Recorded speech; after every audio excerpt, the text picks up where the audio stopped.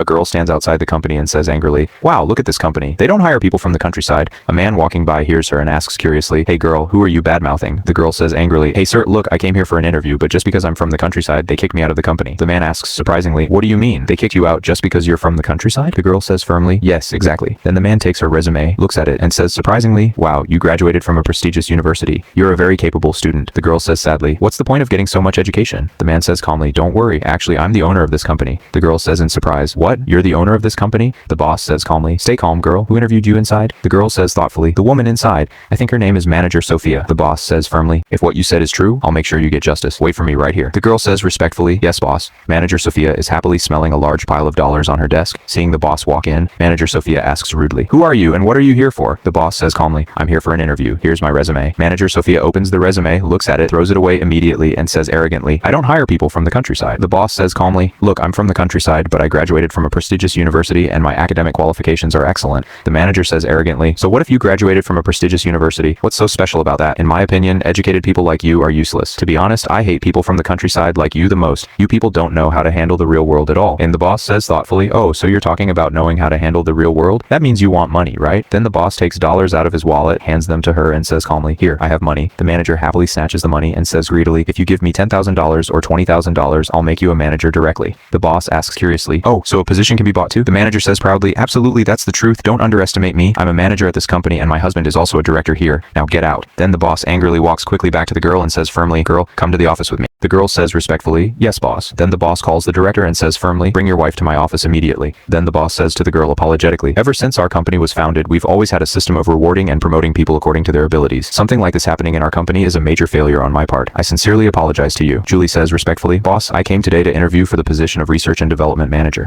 The boss says thoughtfully, "Research and Development Manager? It's good for young people to have ambition, but this position requires quite a lot of experience. Did you prepare for the interview before coming here?" Julie says confidently, "Boss, I came fully prepared." Just then, the director and his wife arrive, and the director asks hurriedly, "Boss, what was so urgent that you called us here so quickly?" The director's wife asks curiously, "Honey, who is this?" The director says to his wife calmly, "This is our boss." The boss says firmly, "Director, why I called you here is something you should ask your wife about." The director asks seriously, "Honey, what's going on?" The director's wife says to the boss apologetically, "Oh boss, I made a huge mistake today. I didn't recognize you. Please don't be upset with me." The boss asks firmly, "Director, what position does your wife hold in our company?" The director says proudly, "Boss, my wife graduated from a university and she's very capable. Right now she's our human resources manager and our research and development manager." The boss asks surprisingly, "Director, your wife holds two positions by herself?" The director says confidently, "What else can she do? My wife is very capable, so capable people are given more responsibilities." The boss says firmly, "Fine. Then I want to see how capable your wife really is. This is our company's new product. Tell your wife to explain its features and key selling points to us in detail." The director says confidently, "Don't worry, boss." The director says to his wife calmly, "Honey, go ahead and tell us about the product." The wife says casually, "Yes, okay. Boss, it's just regular cleaning soap. You can use it to wash dishes and plates and it removes grease, stains, and things like that. It also feels good to use. That's basically it. There's nothing else special to say about it." The boss asks angrily, "With that level of ability, how did you become a manager?" The boss says firmly, "Today, I'll show you all what real ability looks like." The boss says confidently, "Julie, now explain this product's features and benefits in detail and make sure you explain it clearly. If you do a good job, I'll give you the manager position."